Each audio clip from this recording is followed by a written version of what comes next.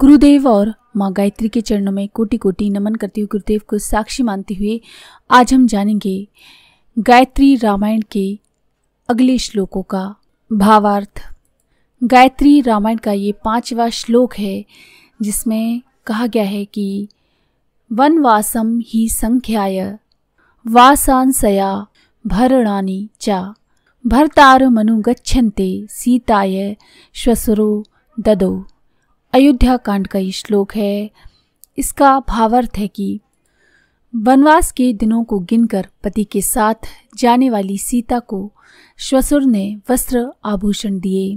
भविष्य में आने वाली कठिनाइयों को ध्यान में रखकर उनके लिए समुचित तैयारी करना, ये इस श्लोक का रहस्य है।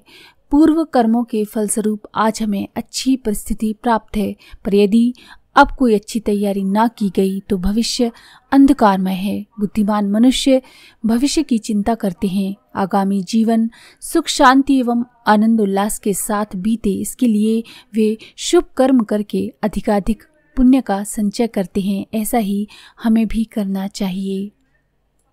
गायत्री रामायण का 6वां श्लोक है। राजा सत्यम चा धर्मश्च राजा कुलवताम कुलम राजा माता पिता चैव राजा हित करो नृणाम। अयोध्या कांड का ये श्लोक है। इसका अर्थ है कि राजा सत्य है, धर्म है, कुलवानों का कुल है, माता पिता के तुल्य है और मनुष्यों का हितकारी है।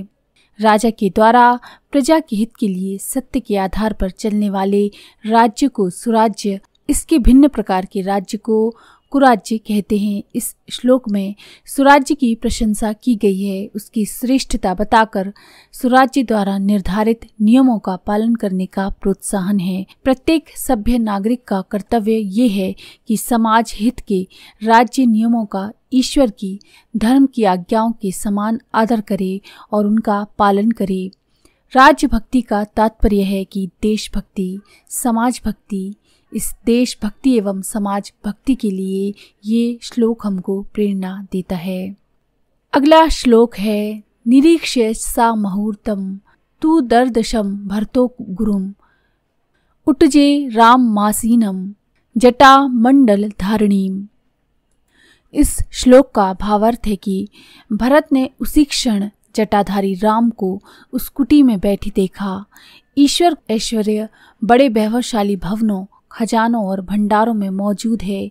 वैभव वाला ईश्वर प्रत्येक वैभववान पदार्थ में हमें झिलमिलाता हुआ दिखाई पड़ता है, परंतु यदि ईश्वर के सतोगुणी स्वरूप का, ब्रह्म का जटाधारी त्याग मूर्ति राम का दर्शन करना हो तो वह कुटीर में ही मिलेगा। महात्मा गांधी दरिद्र जनता को दरिद्र नारायण कहा करते थे। उन्हें ईश्वर की सर्वोत्तम झांकी दरिद्रों में दिखती थी और दीनों के झोपड़े उन्हें ईश्वर के सर्वश्रेष्ठ मंदिर दृष्टिगोचर होते थे। कुटिया सादगी, अपरिग्रह एवं त्यागव्रति का प्रतिनिधित्व करती है। जहाँ ये गुण हैं वहाँ जटाधारी राम सत शक्तियों से आच्छादित ब्रह्म के दर्शन हो सकते हैं।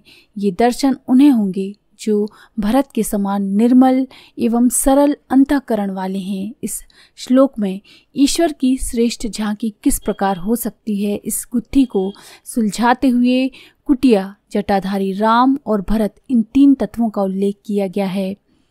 विवेकवान व्यक्ति अपने दृष्टिकोण को भरत सा, अपने अंतःकरण को सरलतामयी कुटिया सा बना लें, तब उसे जटाधारी राम के दर्शन होंगे।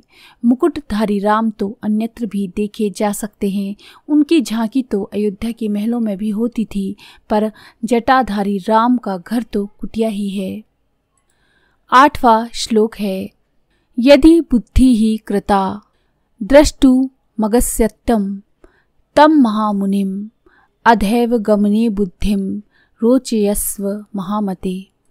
इस श्लोक का भावार्थ है कि हे महामती, यदि तुमको अगस्त के दर्शन की इच्छा है तो आज ही जाने की सोचो।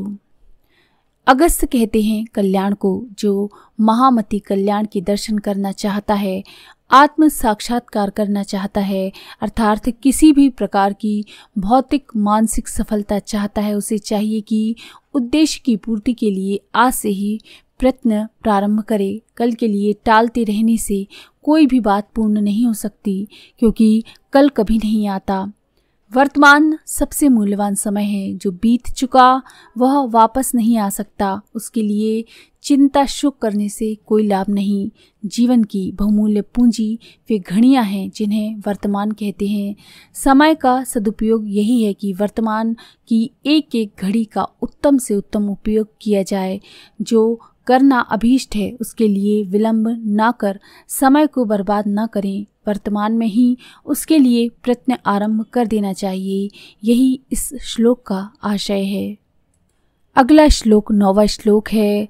भरतस्यार्य पुत्रस्य श्वश्रुणाम मम चा प्रभो मृगद रूपमिदं दिव्यम विस्मयम जनयिष्यति।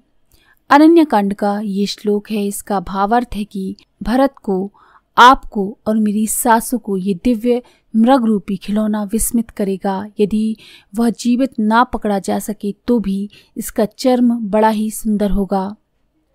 सब लोगों को प्रसन्नता देने वाले सुंदर पदार्थ यदि पूर्ण मात्रा में प्राप्त ना हो सके तो उनको कम मात्रा में ही प्राप्त करने का प्रयत्न करना चाहिए। सद्गुण अपने में जितनी अधिक मात्रा में हो उतने अच्छे, पूर्ण हो तो सबसे अच्छे, पर यदि पूर्णता प्राप्त ना हो सके तो भी जितनी कुछ न्यूनाधिक मात्रा में उनका प्राप्त होना संभव हो उसके लिए भी प्रयत्न करना चाहिए। यदि पूर्ण सत्यवादी, पूर्ण निष्पाप, पूर्ण सदाचारी ना बन सके तो हिम्मत हार बैठने की अपेक्षा ये ही अच्छा है कि जितनी भी थोड़ी बहुत सफलता प्राप्त की जा सके उसके लिए प्रयत्न बराबर जारी रखा जाए। शिल्प, संगीत, कला कौशल, व्यायाम, भाषण, वक्तृता, अन्य भाषाओं का ज्ञान आदि जितने गुण अंशों में हमको प्राप्त हो सके उसके लिए प्रयत्नशील रहना चाहिए। पूरा या कुछ नहीं कि दुराग्रह भरी नीति के स्थान पर जितना मिले उसे लो और अधिक के लिए कोशिश करो कि नीति अपनाने की शिक्षा इस श्लोक में है। सर्वनाशे समुत्पन्ने अर्धम त्यजति पंडितः का भावार्थ यही है। 10वां श्लोक है। गच्छ शीर्घमितो वीर सुग्रीवम तम महाबलम वयस्यम ताकुरुम क्षिप्रमितो गत्वाध राघव। अरण्यकांड का ये श्लोक है और इसका भावार्थ है कि हे राघव, तुम यहाँ से शीघ्र महाबली सुग्रीव के पास जाओ और आज ही उसे अपना मित्र बनाओ। बलवान को अपना मित्र बनाने में देर ना करने की शिक्षा यहाँ दी गई है। लोक व्यवहार के लिए बलवान का सहारा एक बड़ी चीज है। उससे बड़ी बड़ी कठिनाइयों का हल होता है और उन्नति के अनेक द्वार खुल जाते हैं। संगति की महिमा प्रसिद्ध है। जो अपने से बलवान है उसकी समीपता से, उसकी मैत्री से अपनी बल वृद्धि होना स्वाभाविक है। आध्यात्मिक क्षेत्र में भी यही बात है। जीवात्मा अपने से बलवान दैवी शक्तियों से मैत्री स्थापित करके दैवी लाभों को प्राप्त करता है। जिसे जिस क्षेत्र में लाभान्वित होना हो उसे उसी क्षेत्र में अपने से बलवान शक्तियों के साथ शीघ्र ही मैत्री स्थापित करनी चाहिए। यही इस श्लोक का भावार्थ है कि हमको हमेशा बलवानों से मैत्री कर लेनी चाहिए अगर मौका मिले तो।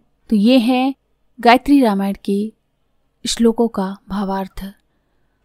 तो अगर आपको ये जानकारी पसंद आई तो प्लीज़ लाइक करें, शेयर करें, सब्सक्राइब करें मंत्र सिद्धि चैनल।